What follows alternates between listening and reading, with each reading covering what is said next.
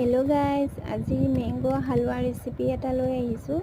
যিহেতু এতিয়া আমৰ ছিজন, ভাবিলোঁ কিবা এটা বনাওঁ বুলি। আহক এতিয়া দেখাইছোঁ।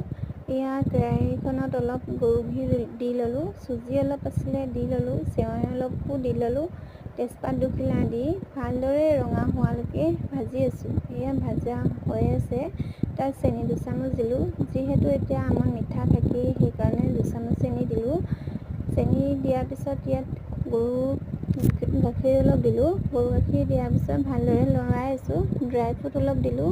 এয়া কাটি থোৱা আমখিনি অলপ পিহি ল'লোঁ। সেই আমখিনি ইয়াতে দি ল'লোঁ। গৰু গাখীৰ অলপ দিলোঁ, নিমখ অকণমান দিলোঁ, খাবলৈ সোৱাদটো বেছি ভাল হয়। ইয়াত একেবাৰে শেষত মৌজোল অলপ দিলোঁ, দি লৰাই ল'লোঁ। অকণমান ভাজি লৈছোঁ।